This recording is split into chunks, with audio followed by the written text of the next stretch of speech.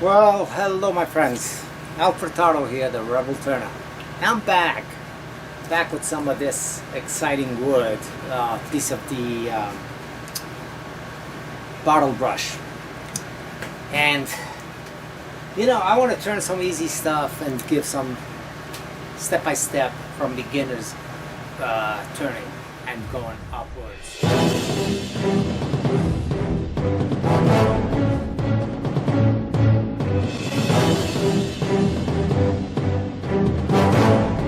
Get it up to the point where it's sitting nice and flat.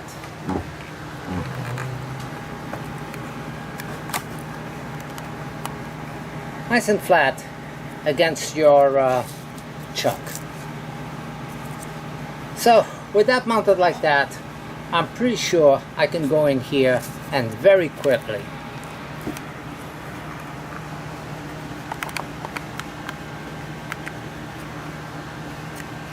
or should I say fairly quick, start shaping the bottom of this. Make a tenon over here so I can reverse this and take it out from the top side. This is going to be an end grain piece, natural edge on the top. So set up my tool rest fairly close. Make sure it doesn't hit. Lock up my tailstock and start turning this, maybe 500, 600 RPM, I will see.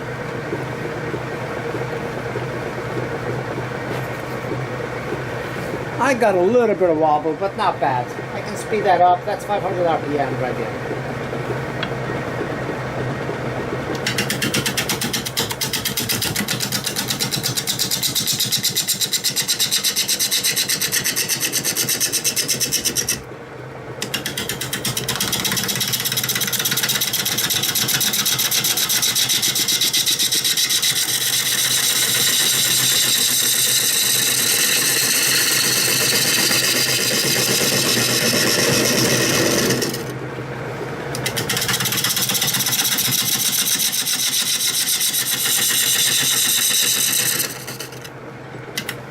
Now, this turning really isn't much different from turning a square or a diamond shape as I just did, because these wings can do some serious damage if you lose track of where you're supposed to be or how close you are to your work. So always be conscious of where your arms are in relation to the spinning of this.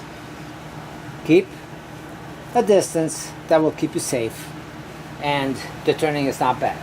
We can see the edge of this. We can see where it's rotating. What we don't have a hard time gauging is how close we are down here.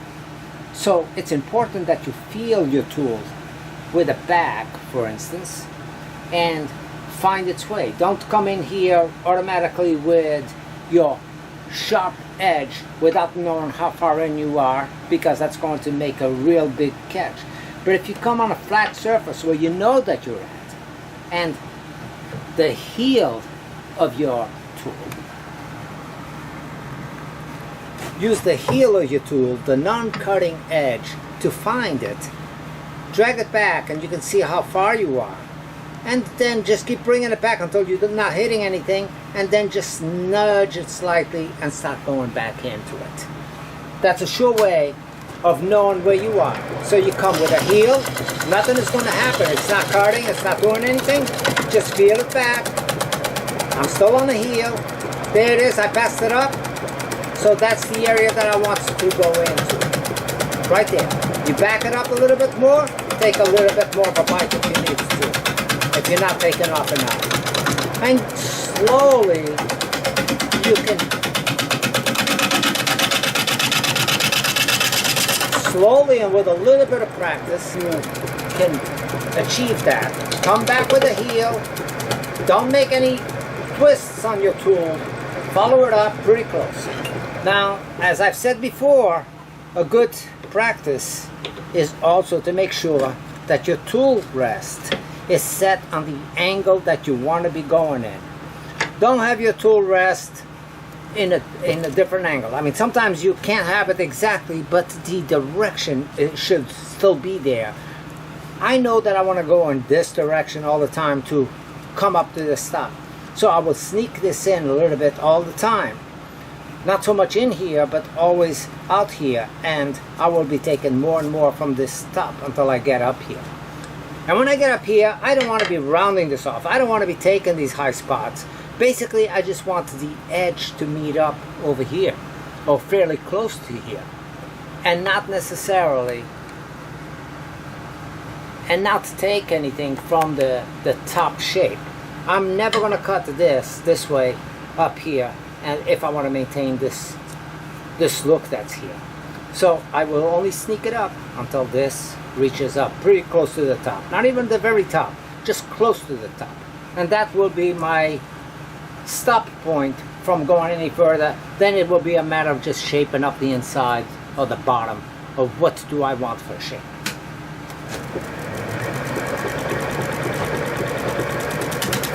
Go in easy. You can see it, and just, these are not the time to go in aggressive on the outside.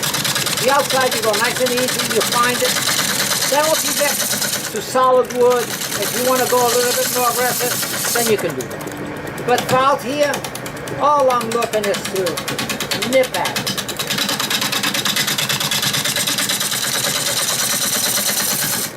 Just nipping.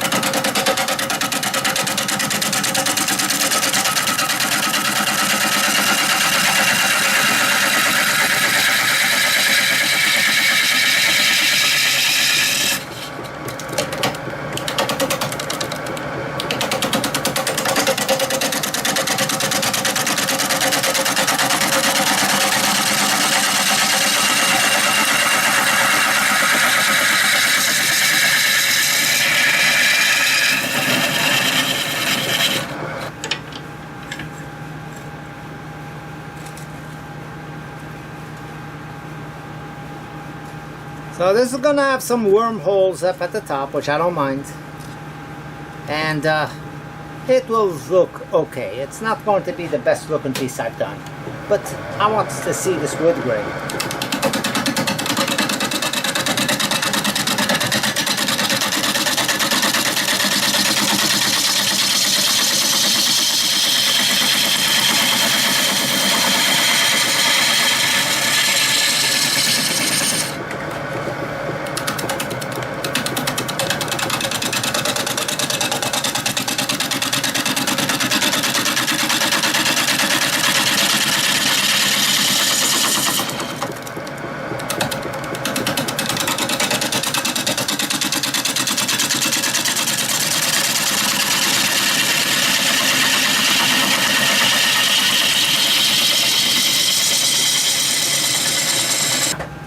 Okay, that's as far as I'm gonna go up, because I'm already pretty close to this stop, and I don't know how much I want to leave on. I might be leaving just the edge and not necessarily the bark on this, but if I go any further, it's going to tell me what it wants to be rather than me making a decision and saying, okay, this is the area that I want to stop and I want to look and see what's going on.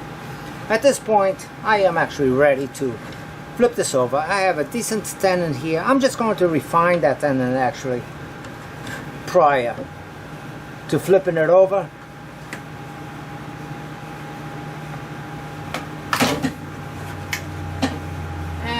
I do that with my diamond tool.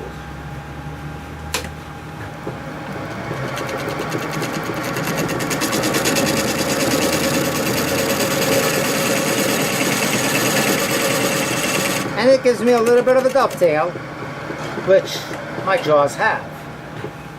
If yours don't have a dovetail, then you don't need to do it with that tool. You can do it with a straight scraper. You can do it with just your bowl gouge coming in towards the center. It's you do whatever your situation is for.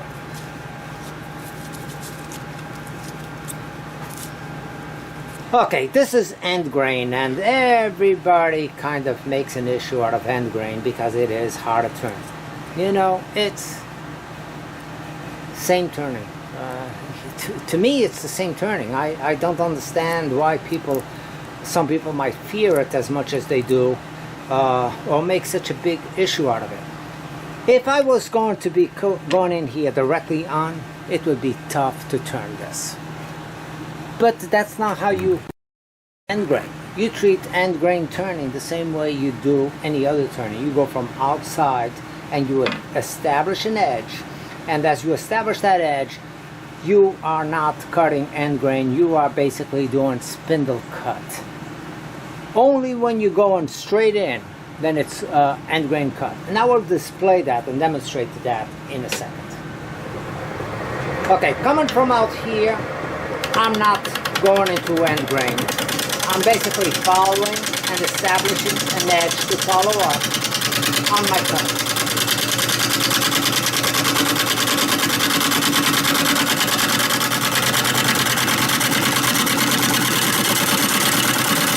When you're cutting end grain, you don't get shavings. You get sawdust. And what I'm getting here is shavings, long shavings that I have now.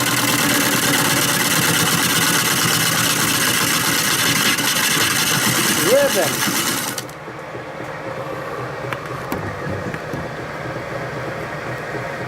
So the only thing that tells me that this is end grain is because I know the tree grew up this way. So therefore, looking at it straight on, it's definitely end grain. But I'm not cutting it straight on.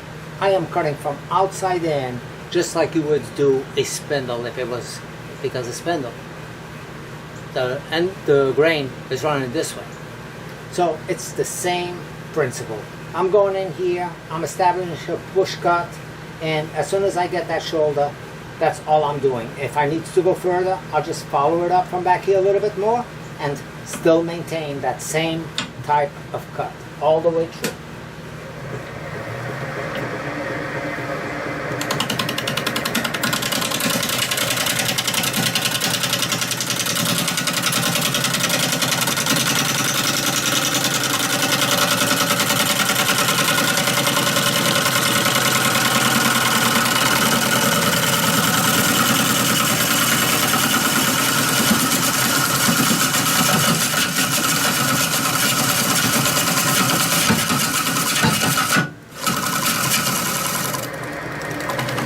Now, if I'm getting too aggressive, see the shavings on this? That's definitely not end grain. So if it's too much to take on one pass, make a halfway pass on it and do the same thing. Keep going down and make it step.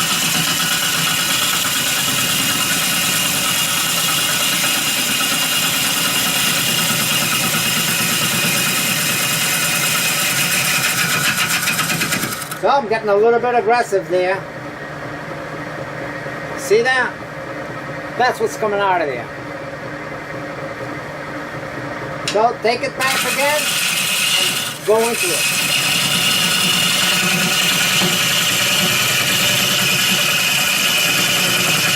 I know that it can be intimidating when you get to the lathe, but people that are experienced should not scare you from approaching your work.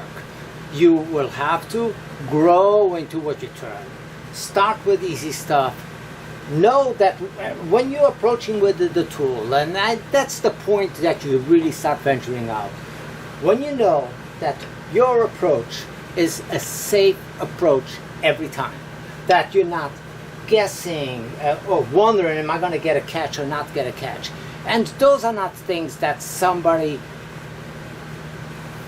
per se can teach you, because it's things that you're going to be doing and you're going to be making those mistakes, even if you watch a beginner's guide from somebody else, or even if you go on YouTube and you're seeing somebody turning and say, oh, okay, they make it look so easy. You get to your lathe and it's still, you have to learn it yourself. You have to make those approaches, and you're going to get those catches and jerks or runoffs or all those things. The only thing that you really have to do is remember from one cut to the next what you did wrong. And knowing that you did something wrong gets you to do something right, or at least explore a slightly different approach until you get it right.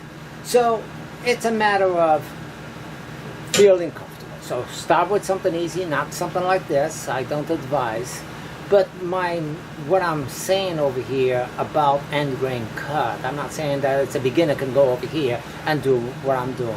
And I wish everybody could. I wish that that this learning curve for the lathe wasn't so steep, or that it wasn't there, and everybody could just pick it up one time and say, "Whoa, I've mastered this." No lessons needed from anybody. So that is not the case. At least I know it was not the case with me. I came out here, I made many mistakes, mistake after mistake, and lots of catches, and the only thing I had going for me, I never got aggravated enough or discouraged enough to let it go. I knew what I was watching. I knew I was coming out here with the right mindset of what needed to be done, but I still needed to learn with my own. I had to learn what this push cut was by doing it enough times. Not by so much watching somebody doing a push cut and coming out here and saying, oh, that's a push cut, I just approach it this way. No, that push cut was maybe too aggressive, maybe too steep, or maybe I was out here too much. Whatever it was, I had to find that.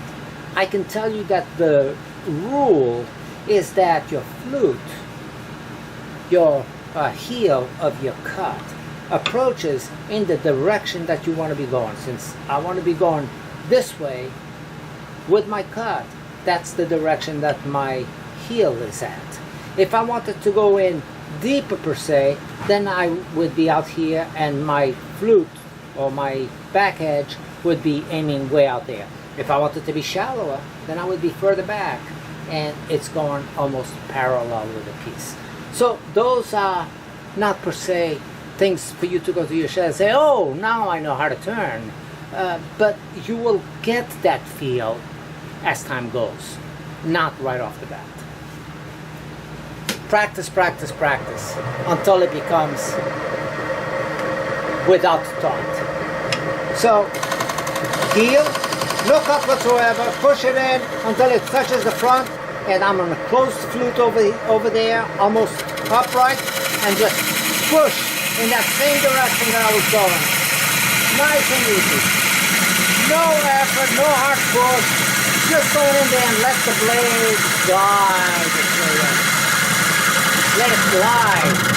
Now, when you get towards the middle, you start seeing that my piece starts getting jumpy, because the RPMs in the center, it's not the RPMs, the revolutions are the same, but feet per minute that you're cutting are different out here than they are over there. So you can't be as aggressive when you get towards the center.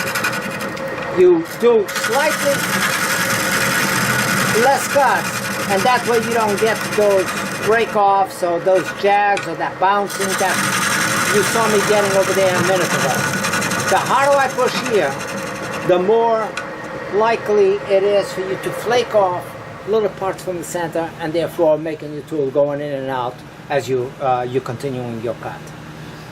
Now, I know that everything I'm doing is following up pretty much what I got on the outside. I know I still have to go quite a bit deeper, but before I go any deeper, I need to finalize the thickness of my piece. The further I go in, the more flimsy this becomes out here. So it's important that I establish the thickness and say, okay, that's as thick as I want to be, or as thin as I want to be, should I say, and not come back much on this. The only thing that if you need to come back is just to do maybe a shear scrape. And shear scrape I already discussed many times. It's with the valley or the flute of your gouge almost straight up and down with the material you're cutting. An eighth of an inch, the top edge, about an eighth of an inch away from your material, and that gives you a safe cut. And with that cut, then you can make slight adjustments and maintain the same thing, going in and out on the same thing, but don't approach your work with your like this, because you're cutting at a 45, you gotta catch, this thing is going to jerk way off, it's going to dig its way in, there's no way for you to control it. Over here, the catch is gone. It's pretty much catch free.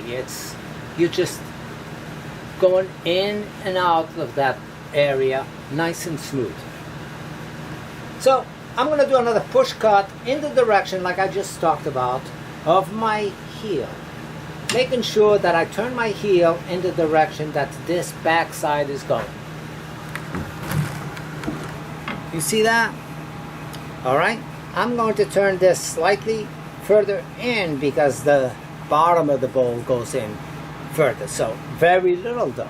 It's always very small changes that you make. Start it off going straight. Look at your cut. It's so bouncy because I got hits and misses over there. So until I pass that area up, it's going to be that. But I can control it by stiffening up my tool against my body.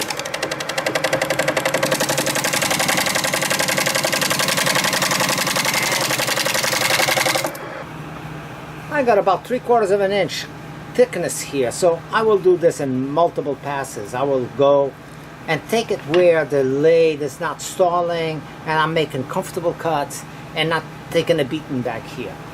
Take those about 1/4 of an inch thick or so.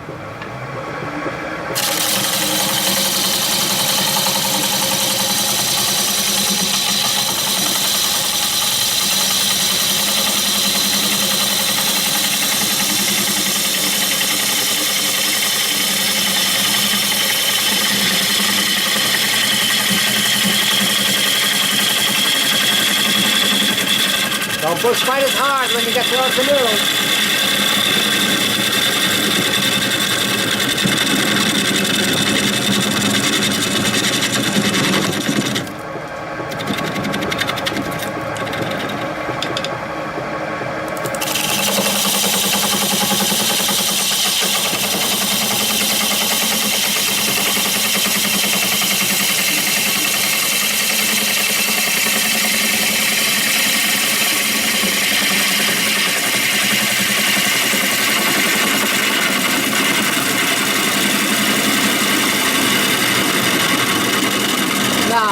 This part that you just saw me cutting over here while I was passing it up, the reason why that's happening is because my tool rest is slow.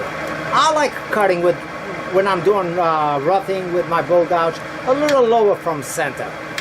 But when you get to the middle, it becomes a problem because I'm always a little undermining and the tool wants to sneak its way underneath or force its way unless I line up my tip. So to show you that, I'm not going to raise it or lower it. I'm just going to show you in reference to where I am with the tool. You can see that what I was just explaining, it's very easy for the tool to sneak its way underneath and do that. So the way to clear that, of course, is by being smack center. But I don't care. At this point, I don't care if I pass that up, I butcher this up a little bit, because I am far from being at the point that I need it to be.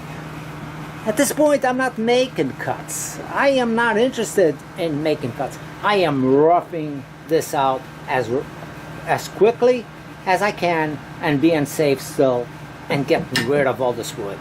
The thickness on the side is pretty good. It's all pretty much even going down here.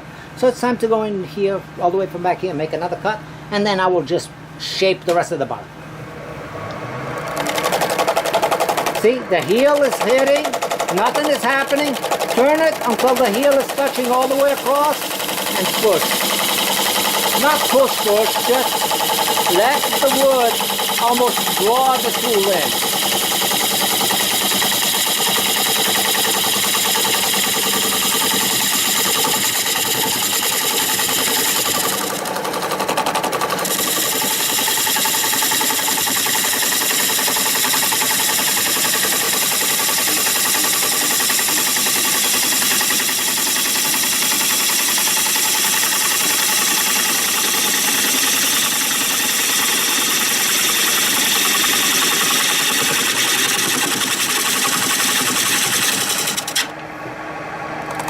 The thickness is good all the way down to that point right there.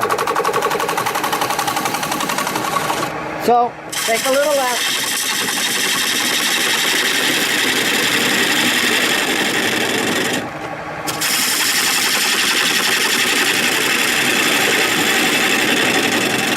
Okay, now that I want to finish that up, and I'm at the bottom of the bowl, either way, now I will raise it up and be pretty close to center, just below center, because the thickness of the tool. And I can always raise it up in the back a little bit if I need to, but I'm not going to be approaching it like this. I'm still going to be taking it off from this side.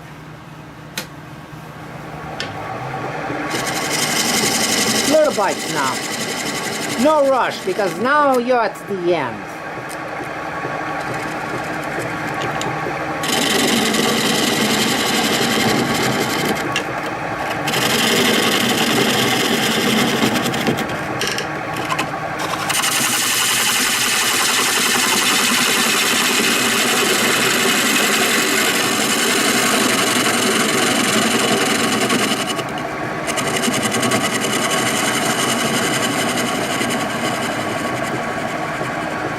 Now, I get some comments.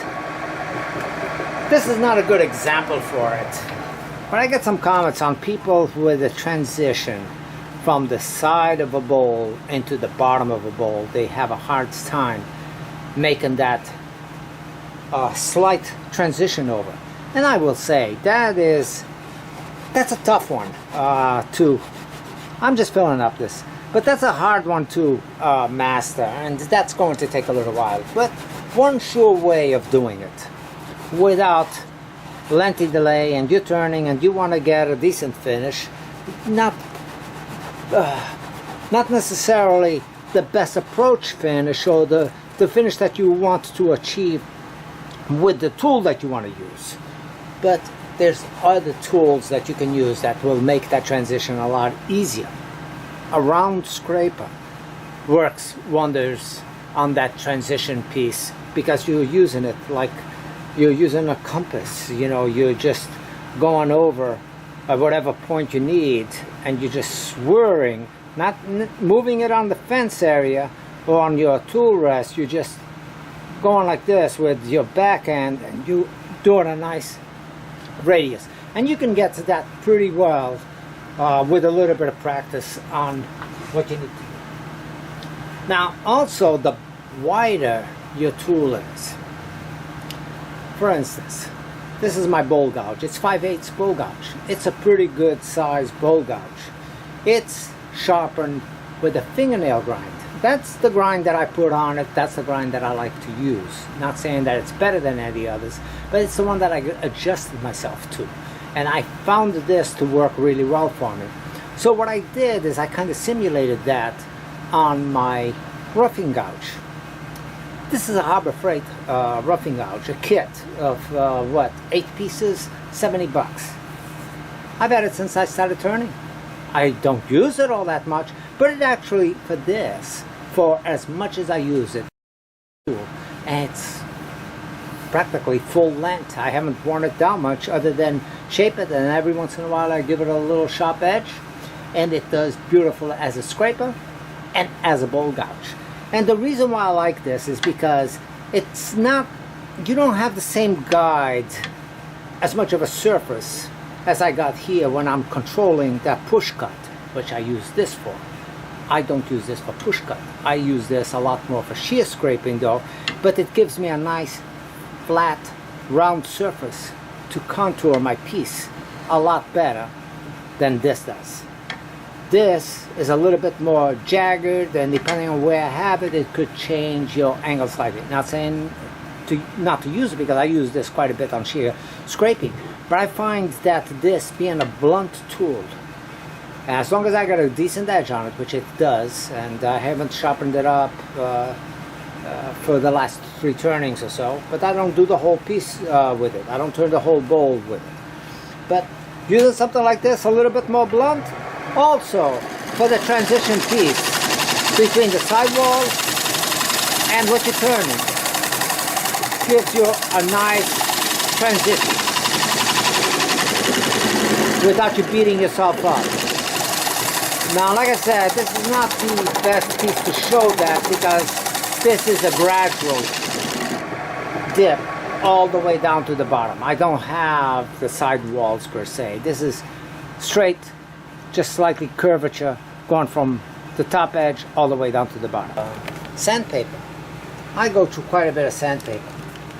And my source for sandpaper is tosand.com. tosand.com.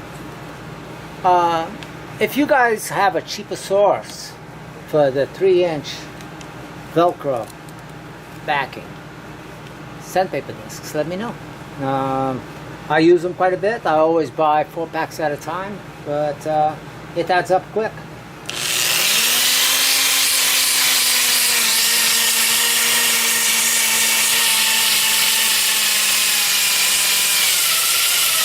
And the mandrels I buy from him as well.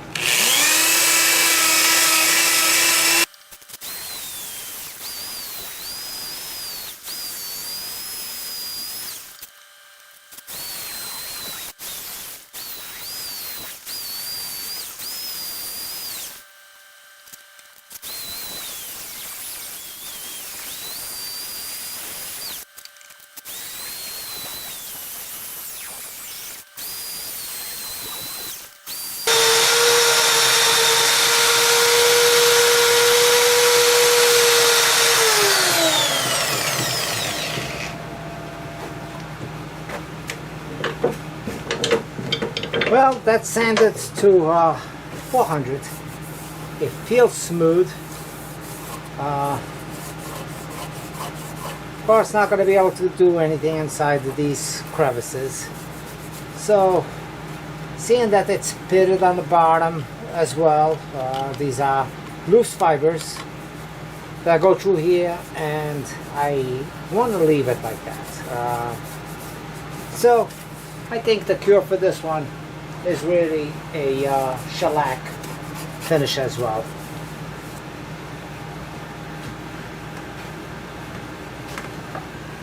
So it's a matter of going in there and take out that nub.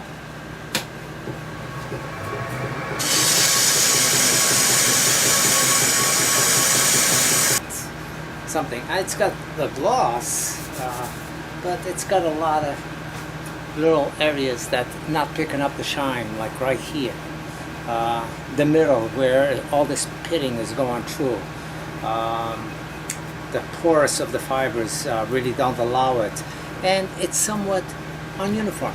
But then again, I did not use Yorkshire grit on this one, and Yorkshire grit probably would have taken care of a lot of that.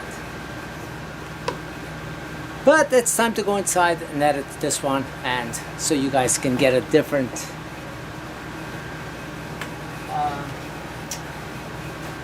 a few pointers that maybe you can use up to your own turning on how to approach your tool certain ways, and what to fear or not to fear. Thanks again. We'll see you very soon. Take care.